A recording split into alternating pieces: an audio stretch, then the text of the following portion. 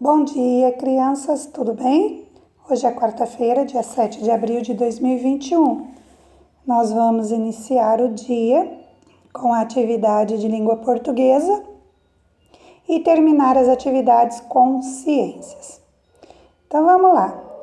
Na primeira folha, das nossas atividades de língua portuguesa, nós vamos ler com atenção e copiar no caderno, a explicação, um resumo que a professora colocou na folhinha sobre sílabas tônicas.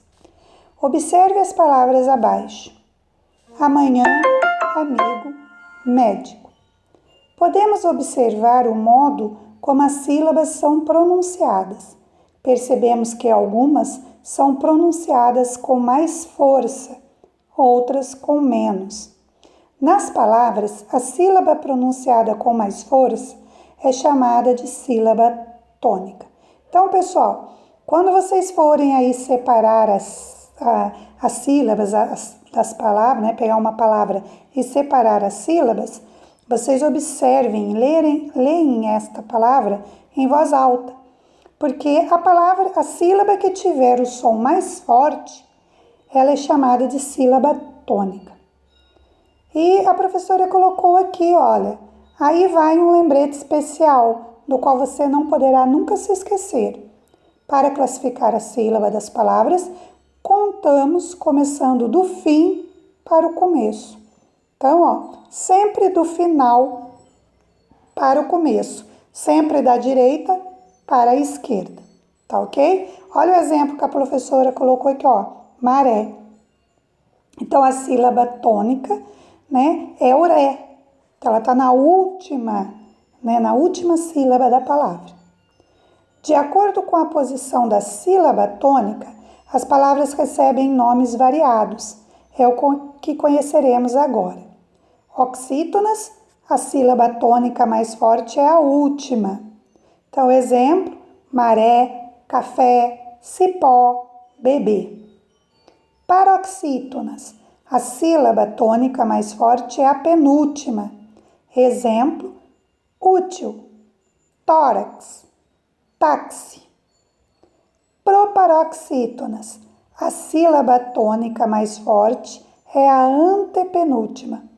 Exemplo, árvore, lâmpada, número. Então, observe que na hora que eu conto da direita para a esquerda, então, a primeira sílaba passa a ser a última, a segunda, a penúltima, a terceira sílaba, proparoxítona, a antepenúltima, ok? Então, para a gente treinar aí um pouquinho, nós vamos para o estudo do texto. Preencha as colunas adequadamente com as palavras do quadro abaixo. Armário, sofá, celular, roupa, capacete, mochila, óculos, límpido, título. Então, vocês têm aí 3 colunas. Primeira coluna oxítona, segunda paroxítona, terceira proparoxítona. Então, a professora vai fazer as 2 primeiras com vocês, tá bom? Armário. Então, na hora que eu for separar essa palavra, qual sílaba tem o som mais forte? Armário. Então, a sílaba mais forte é o má. Então, se eu contar, ela vai cair na antepenúltima. Então, armário, eu vou escrever lá na coluna do proparoxítona, é uma palavra proparoxítona. Sofá. Então, olha, sofá. Sofá, está na última sílaba, o som mais forte. Então, ela é uma palavra oxítona. Então, vocês vão escrever ela na coluna oxítona. E assim, vocês irão verificar aí qual sílaba mais forte é da palavra celular, roupa, capacete, mochila, óculos, límpido, título. E vocês vão colocar cada palavra na sua coluna certinha aí, tá bom? Lembrando que a professora já fez armário e sofá. Terminando aí o quadro, a gente treinou um pouquinho, nós vamos lá para o livro didático.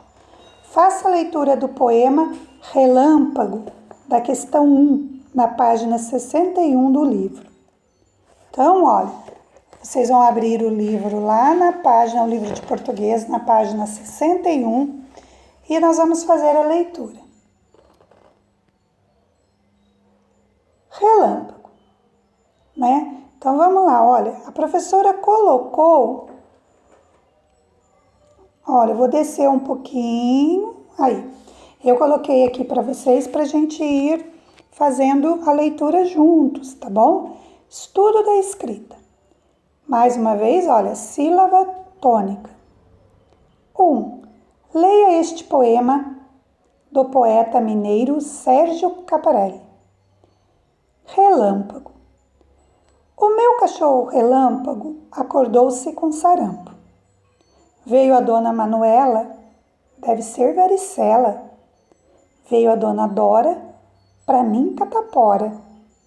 E a dona Fabiola, mas parece varíola. Por fim, a veterinária. Acho tudo um disparate, pois o cachorro se manchou foi com molho de tomate. Então, após a gente ler, né, este poema, nós vamos para a atividade, né? Olha, letra A. Que palavra do poema rimam com Manuela e com Dora? Então, nós sabemos que algumas poesias, alguns poemas, eles têm rimas, né? Que é uma maneira divertida para a gente poder ler um texto. Então, uma das características, né, da poesia, do poema, são as rimas, as palavras que rimam, né? Então, eu vou fazer primeiro uma com vocês, que é a Manuela, tá? Então, que palavra do poema rimam com Manuela? Então, eu vou voltar no texto, vou procurar lá, ó, primeira estrofe, segunda estrofe. No terceiro verso, veio a dona Manuela. No quarto verso, deve ser varicela. Então, Manuela, aqui neste caso, rima com varicela. Então, vocês vão escrever aí para a professora a resposta. Manuela, varicela. E eu vou deixar o Dora para vocês, tá bom? Vocês vão procurar lá no poema a palavrinha que rima com Dora. Letra B. Releia em voz alta estas palavras retiradas do poema. Depois, separe as sílabas e sublinhe a sílaba pronunciada com mais força em cada palavra. Então, vamos lá, ó. Disparate, tomate. Então, vocês vão verificar para a professora qual sílaba, né? Qual dessas sílabas da palavra disparate tem o som mais forte, tá ok? Então, disparate.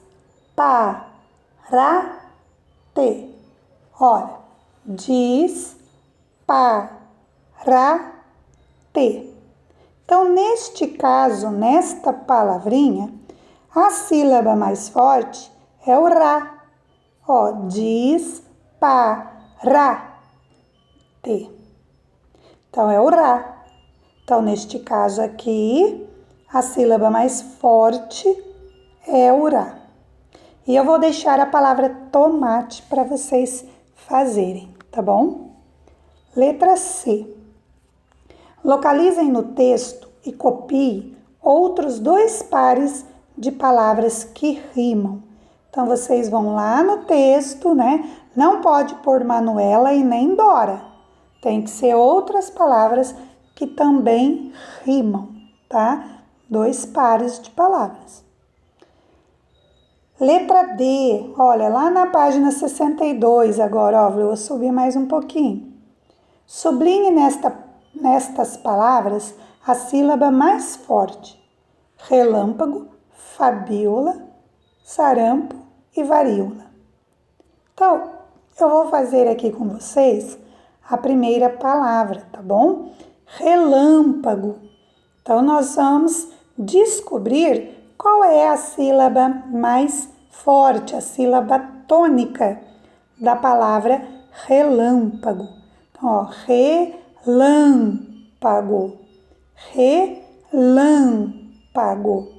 Então, neste caso, nesta palavra, a sílaba mais forte é a sílaba lã, tá? Então, relâmpago. Lã é a sílaba mais forte. Então, vocês vão riscar aí embaixo de lã e vão procurar aí encontrar qual é a sílaba mais forte das outras palavras. Então, olha, mais uma vez aqui, olha, mais um lembrete, mais uma dica para vocês não se esquecerem. Em uma palavra, a sílaba pronunciada com mais intensidade é chamada de sílaba tônica. Então, toda vez que vocês ouvirem a palavra, né, sílaba tônica, vocês sabem que é a sílaba da palavra, né, que tem o som mais forte. Então, vamos lá. Agora, olha, classificação quanto à sílaba tônica. Para encontrar a posição da sílaba tônica de uma palavra, devemos contar as sílabas da direita para a esquerda. Então, olha aqui no quadro, ó, a palavra aqui do quadro é varicela. Ela foi separada, né? Temos aí 4 sílabas. O lá é a última sílaba, o C a penúltima e o ri a antepenúltima. Então, qual é a sílaba mais forte? Varicela. Olha o sé. Eu não leio varicela, eu leio varicela. Então, a sílaba mais forte é o sé. E aí eu vou para a posição da sílaba mais forte. O sé está na última sílaba, na penúltima ou na antepenúltima? Então, olhando a palavrinha separada lá, nós vamos perceber que ela está na penúltima sílaba, porque eu sempre conto da direita para a esquerda, tá bom? Então, em varicela, a sílaba mais forte é a penúltima. No entanto, a sílaba tônica de uma palavra pode ser também a última ou a antepenúltima. Então, nós vamos fazer a questão 1 da página 62. Reúna-se com um colega, leiam as palavras do quadro em voz alta, separem as sílabas e localizem a sílaba tônica de cada uma. Então, nós temos aqui Manuela, relâmpago, manchou e molho. Então, né? Vamos separar, fazer a separação da sílaba, né? Então, nós vamos pegar a palavra Manuela e vamos separá-la, tá ok? Então, como que ela vai ficar? Ma-nu-e-la.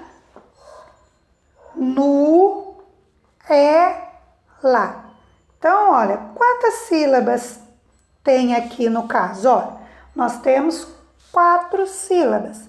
Ma-nu-e-la. Qual dessas sílabas é a sílaba mais forte? Ma-nu-e-la. Então, verifica que o E é a sílaba mais forte, né, da palavra, né? Então, o E, né, é a sílaba mais forte. Aí nós vamos para a posição da sílaba. Então, nós vamos lá, né? Então, o E, ela tá na última sílaba? Tá na penúltima ou na antepenúltima? Então, o Manuela, a letra E, ela está na penúltima sílaba. Então, ela é uma palavra paroxítona. Então, a sílaba tônica está na penúltima sílaba da palavra, tá? E aí eu vou deixar a palavra relâmpago, manchou e molho para vocês fazerem, tá bom? Para ir observando e aprendendo sobre as sílabas tônicas. Bom, terminando aí a página 62, a gente se encerra, né, língua portuguesa de hoje. Então, nós vamos para ciências, tá? Nós estamos vendo aí sobre a planta, né? Desde o nascimento, qual é o alimento, né? Do que ela se alimenta. Nós vimos aí a fotossíntese, né? Que é o processo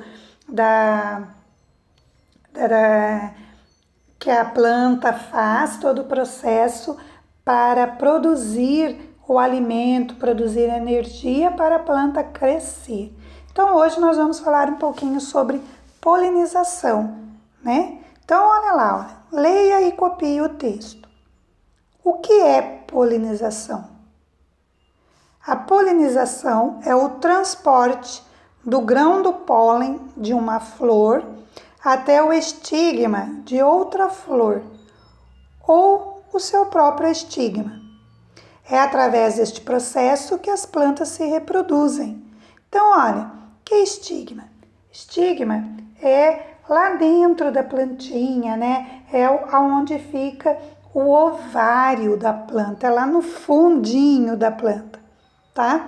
Então, a professora colocou aqui um quadro para dando assim uma pequena explicação, um resumo, né, de como ocorre a polinização. Então, olha o 1. O polinizador visita a flor e coleta o néctar. Então, quem são os responsáveis para polinizar a flor? Um inseto, gente. É a abelha, né? É a borboleta, o beija-flor, né? O beija-flor tem essa função muito importante, porque ele enfia o biquinho lá no fundo da flor para sugar o néctar da flor. E fazendo isso, ele derruba o pólen, né, que é o grãozinho, o pozinho, lá no fundo da florzinha. Esse pozinho vai se encontrar com o ovário da planta, né, que é o sistema feminino, né, o sistema reprodutor feminino da planta.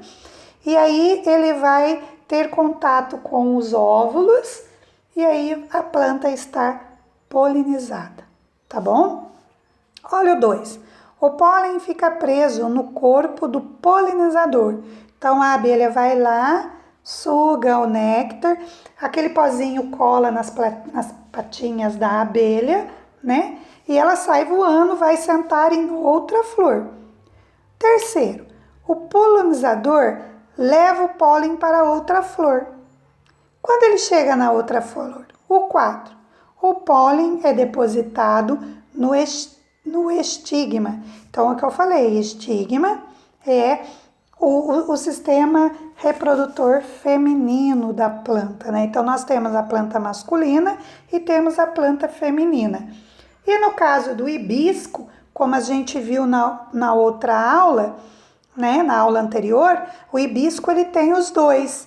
Ele tem a parte masculina, né, e a parte feminina para fazer essa reprodução da planta, da sua espécie, tá? Então vamos lá. Os grãos de pólen são recolhidos pelos insetos e pelo beija-flor nas flores. Os insetos são atraídos pelo néctar das flores. Néctar, né? O cheiro também, né? Quanto mais perfumada a flor, mais ela vai atrair aí os insetos. O pólen desprende dos insetos. Esse encontro entre o pólen e o ovário é chamado de polinização, tá? Então, quando esse pozinho do pólen, ele entra em contato com o estigma, que é o ovário da planta, que fica no fundo da flor, lá no fundinho da flor, dentro da flor, né? Mas lá no fundo, então aí acontece a polinização, tá? Então, com essa pequena, né, explicação, nós vamos para o livro didático de ciências, tá ok? Então, olha, primeiro, faça a leitura das páginas 20 e 21 do livro sobre como são formados os frutos e a semente.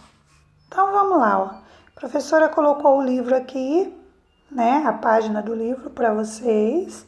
Então, nós vamos ler juntos isso, tá bom? Então, como são formados o fruto e a semente? São a partir das flores que o fruto e a semente se formam.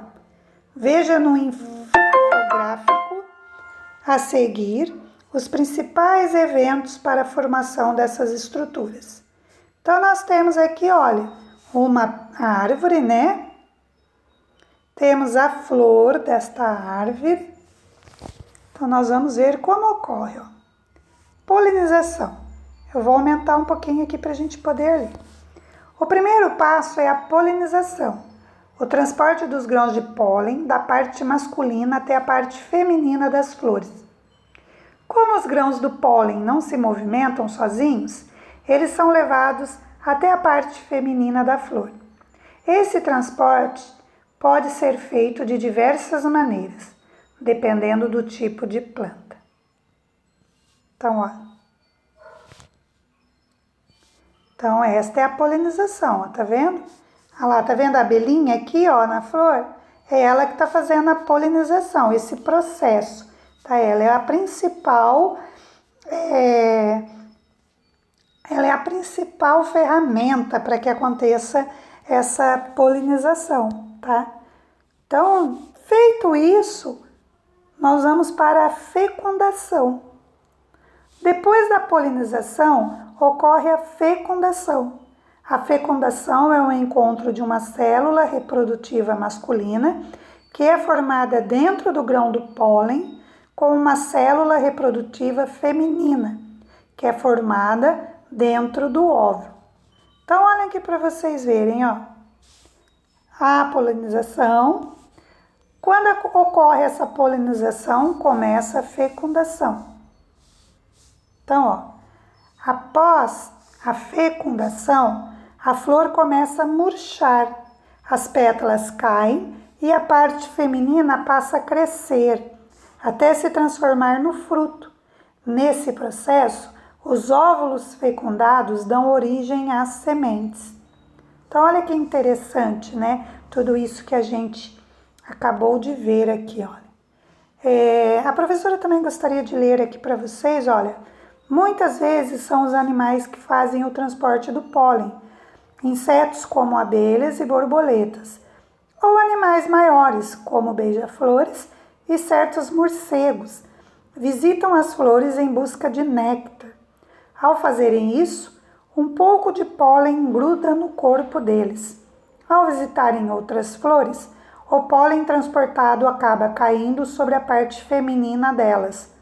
A maioria das flores polinizadas por animais possui cores e os perfumes marcantes.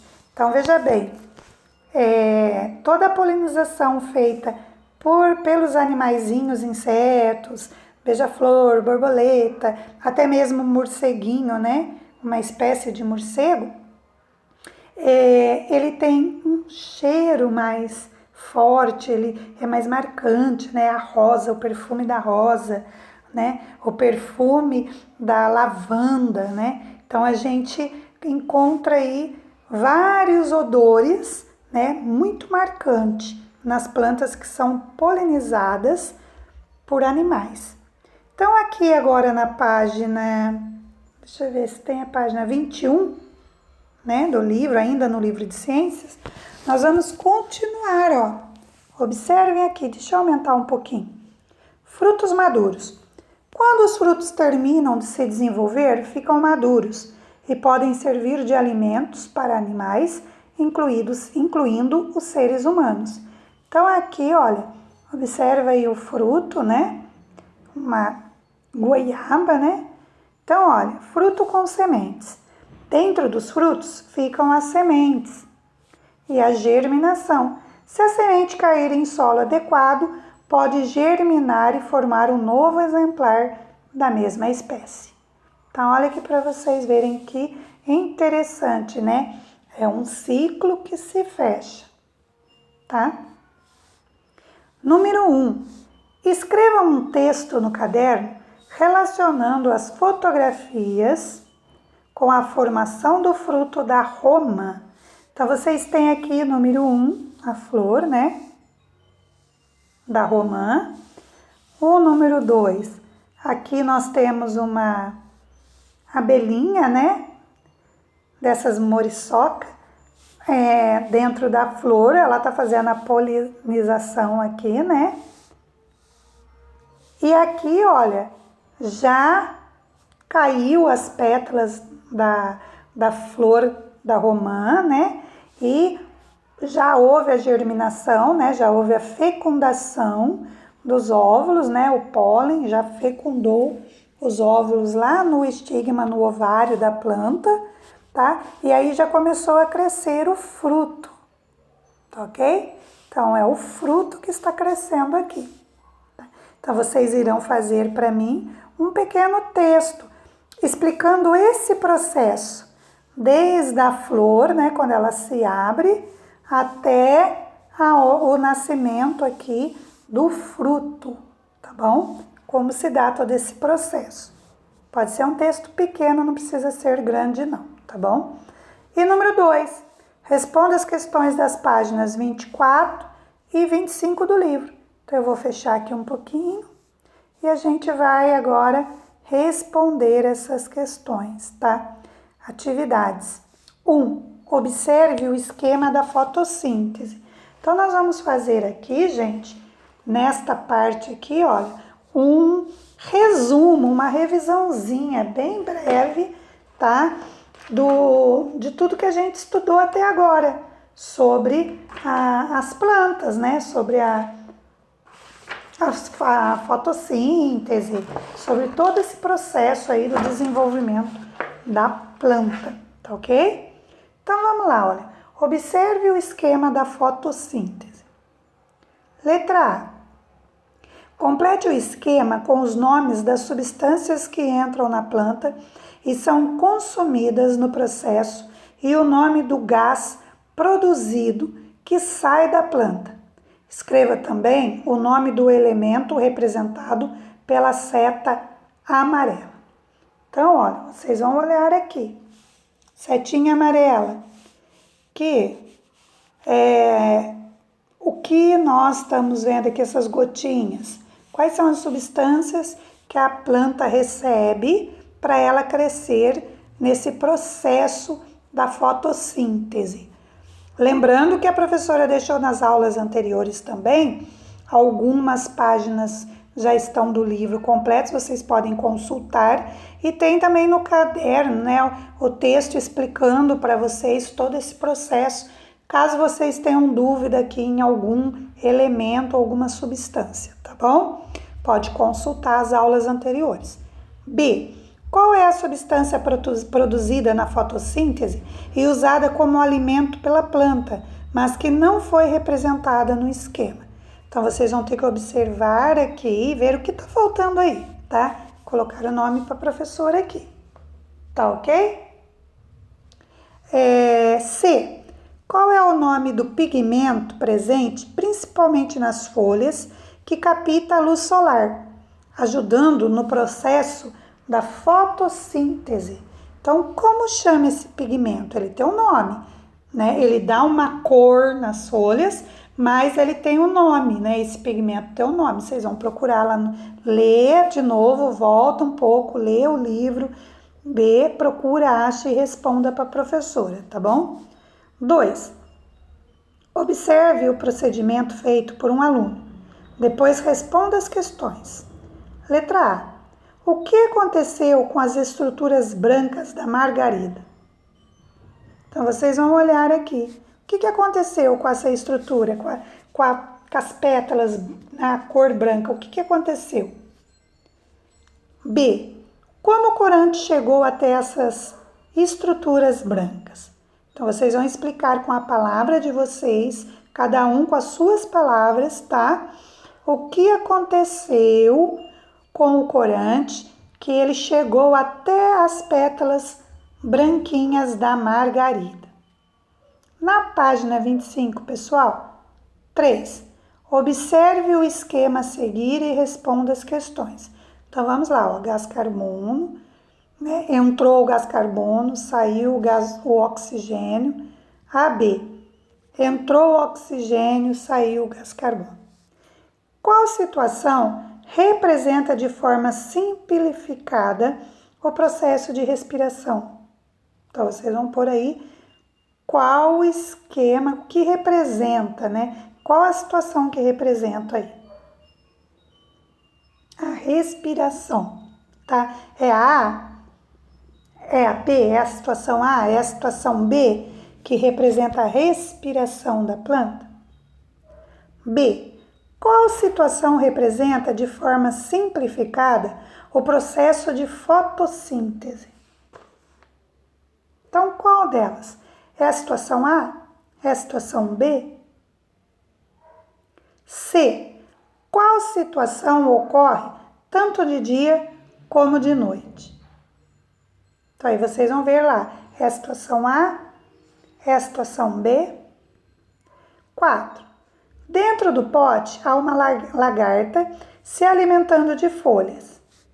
Letra A. Se o pote ficar tampado durante uma semana, algum dos seres vivos morrerá?